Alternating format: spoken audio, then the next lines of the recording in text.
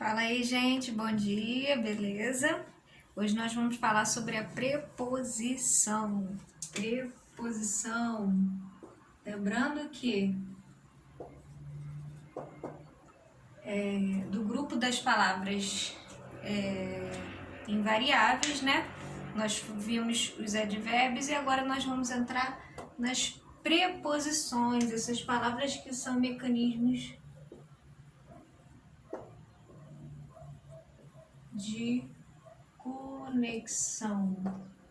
Palavra-chave da preposição são mecanismos de conexão. Nós estamos lá na página 44. Página 44 do livro de vocês. E aí ele traz um conceito e a gente vai mesclar tanto o livro quanto a minha gramática do Bechara, tá, gente? Então ele traz um exemplo aí, né? O livro ele traz um exemplo. Considere as palavras destacadas nessas duas frases. Meus X moram em Salvador. De um livro sobre carnaval. Ora, nós temos aí, né? Meus X moram em Salvador.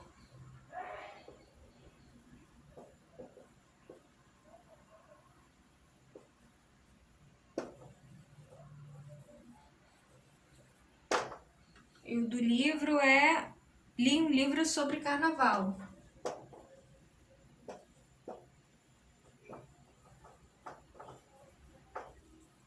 Li um livro sobre carnaval. Então aqui eu tenho, né, daquele grupo das preposições, eu sei, né, quais palavrinhas eu destaco como preposição. Mas não é só o reconhecimento das preposições nas orações, das frases. Essas preposições, o Bechara vai falar, que são desprovidas de independência, ou seja, elas precisam estar ligadas às outras palavras para que se tenha um sentido, inclusive, né?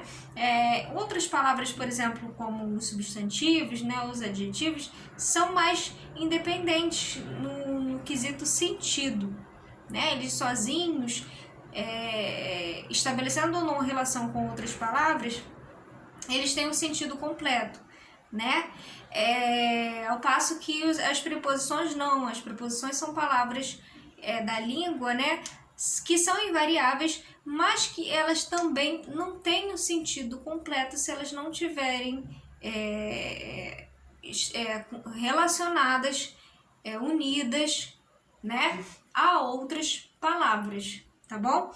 Então, ele fala que elas são desprovidas de independência, não vão aparecer sozinhos no discurso, em geral são átonas e se juntam a outras palavras para marcar relações gramaticais que ela desempenha no discurso, quer nos grupos unitários nominais ou nas orações. Então, elas vão estar aí presentes tanto nas orações, assumindo funções, né?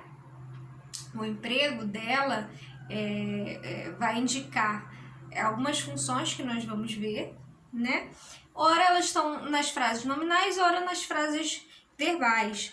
Então aí olha o exemplo do livro, né? Meus X moram em Salvador. Li um livro sobre carnaval. Se você acompanhar na página 44, você vai ver a palavra em estabelece entre as palavras moram em Salvador relação que exprime ideia de lugar. Então, basicamente, é um mecanismo de conexão entre o verbo moram e o substantivo Salvador, certo? A palavra sobre, né, aqui embaixo, estabelece entre as palavras livro e carnaval uma relação que exprime uma ideia de assunto. Então, aqui, ó, exprime uma ideia de lugar. Aqui estabelece, né, um mecanismo de conexão entre substantivo livro e carnaval com uma ideia de assunto sobre o qual o livro trata, né? Agora, observe a palavra destacada nesta outra frase, acompanhando aí na página 44. Todos desconfiam de nós. Estão vendo aí? Deixa eu ver se eu consigo colocar aqui.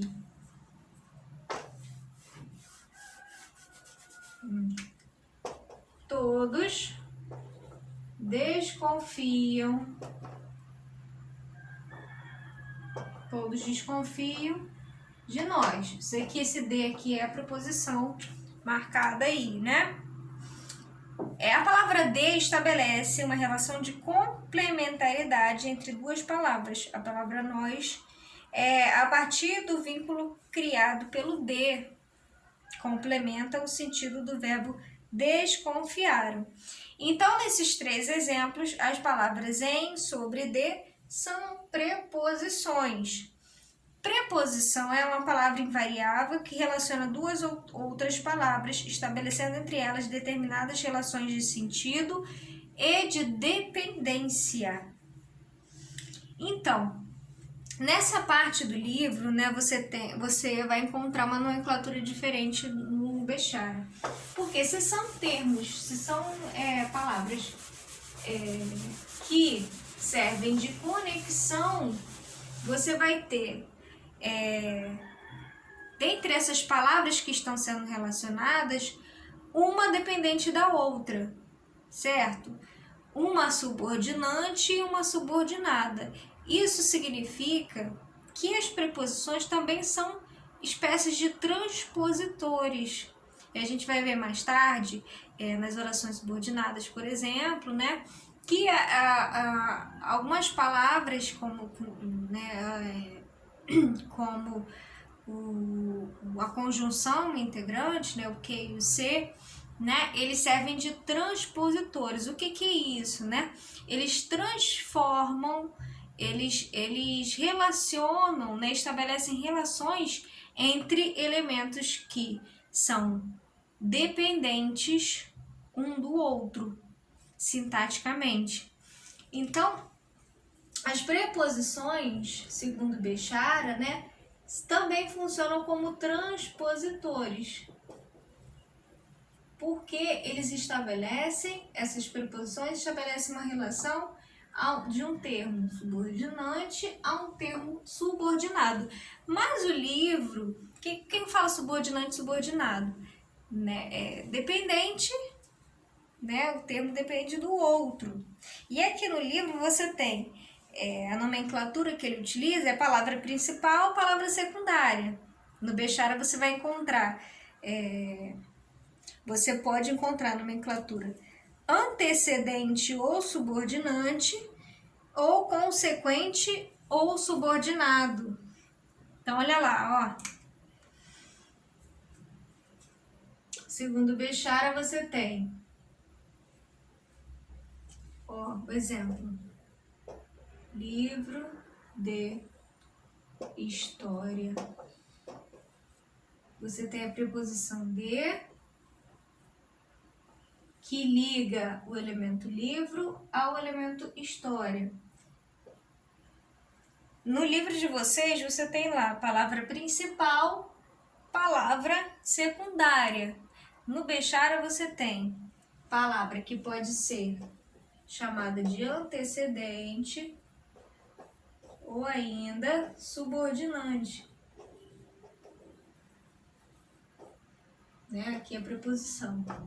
Palavra consequente, olha só como é que eles chamam.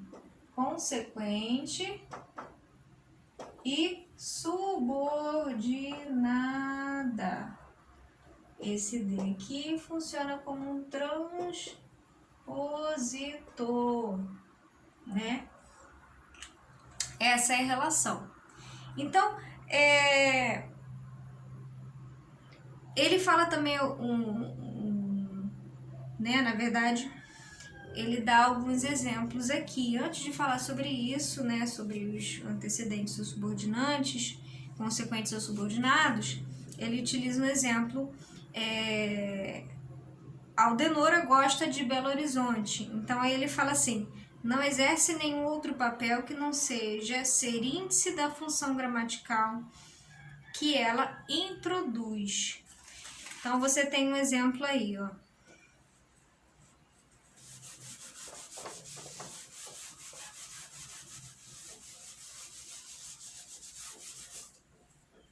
No exemplo do Bechara tá assim, ó, Aldenora, o nome de alguém, né? De uma mulher, gosta de BH, Belo Horizonte. A Aldenora gosta de Belo Horizonte. Aqui eu tenho uma preposição, né? E aí ele fala assim, a preposição de une a forma verbal gosta ao seu termo complementar Belo Horizonte, que a gente considera como objeto, né? Certo? Para ser o índice da função gramatical preposicionada.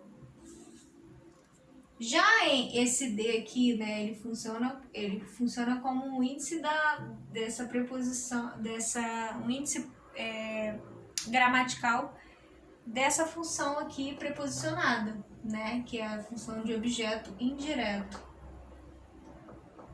Então, basicamente liga o objeto direto, conecta o objeto direto ao seu verbo. E aqui embaixo, por exemplo, homem de coragem,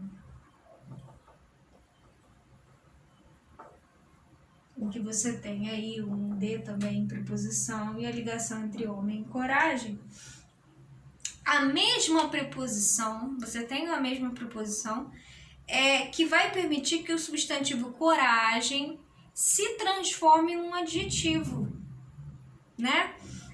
Assuma um papel, ele vai assumir o papel de adjunto adnominal do substantivo homem. Então aqui,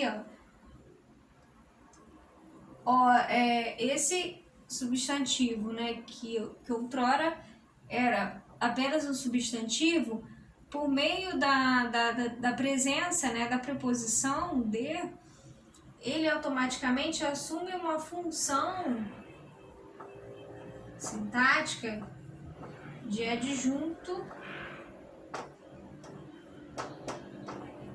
adnominal. O adjunto adnominal que desempenha aí um valor de adjetivo, né? Homem de coragem, homem corajoso, né? E aí o Bechara ele fala que ele só vai coragem, substantivo coragem, né? Ele só vai estar habilitado para assumir o papel gramatical de adjetivo corajoso, de substituir o adjetivo corajoso, se você tiver o auxílio do transpositor de. Do contrário, você não tem. Homem coragem não é a mesma coisa que homem de coragem.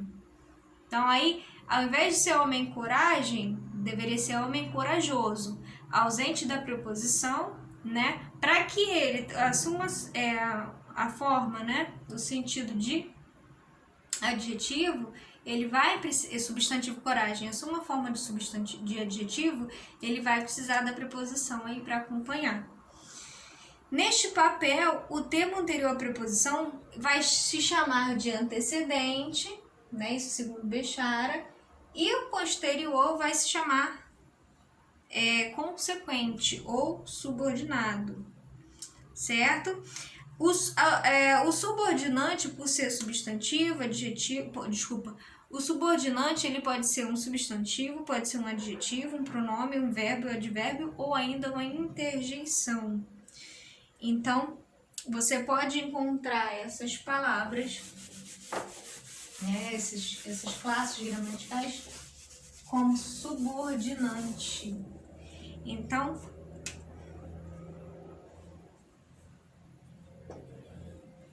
subordinante, subordinado.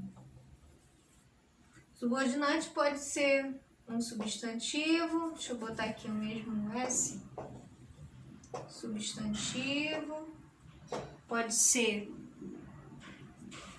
um adjetivo, um pronome, pode ser um pronome, pode ser um verbo, um advérbio,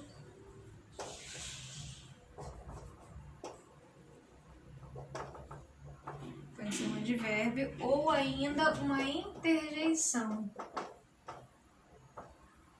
Pode ser ainda uma interjeição.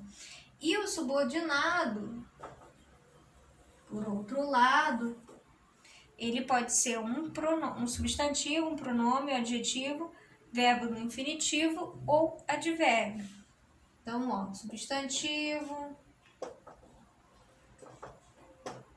pronome, pode ser um adjetivo também, pode ser um verbo, sendo que o verbo normalmente vai ser no infinitivo ou no gerúndio. No infinitivo ou no gerúndio, ou ainda pode ser um advérbio. Ou ainda pode ser um advérbio, subordinado, substantivo, pronome, adjetivo. Então, ó, e aí ele dá exemplos também, ok? Então, vamos lá para o livro de vocês na página 44. Então, olha aí, meus X moram em Salvador. Moram, verbo principal, né? Verbo, palavra como palavra principal. Ou subordinante, como Bechara fala. Moram em Salvador. Salvador aí como palavra secundária ou ainda também pode ser chamada de subordinada.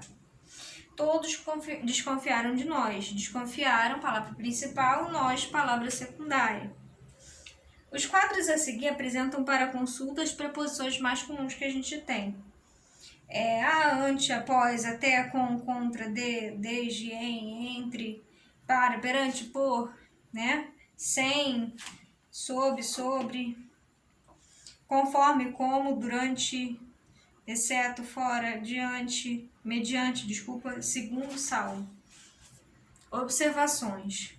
Em certos casos, a relação entre duas palavras se dá por meio de uma locução prepositiva. Então, a gente tem a locução prepositiva, a expressão formada com mais de uma palavra, a gente sabe, né? E que desempenha o papel de preposição. Por exemplo, à margem de, defronte a. E algumas preposições podem combinar-se, né, com outras palavras, formando um só vocábulo.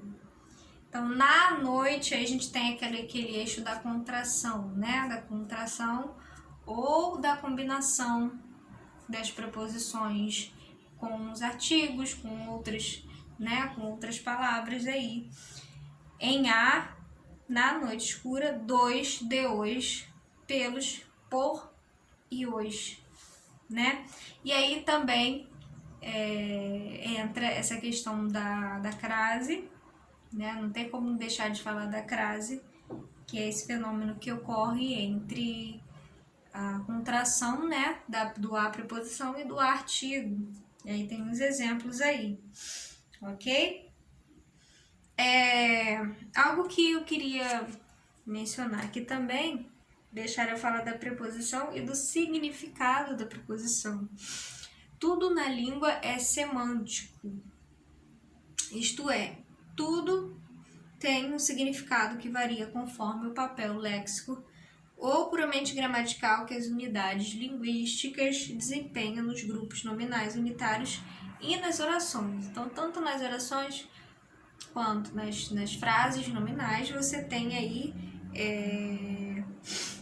essas palavras que têm, além do seu emprego, além da classe gramatical ao qual pertence, também há a questão do sentido que ela produz, né, no mundo, né, nas nossas interpretações também. As preposições não fazem exceção a isto. Nós trabalhamos com ele e não contra ele. Olha só, cada preposição tem o seu significado unitário. Elas sozinhas, né, elas são palavras dependentes de outras, para que se tenha um sentido, mas cada uma delas também tem um sentido, um significado.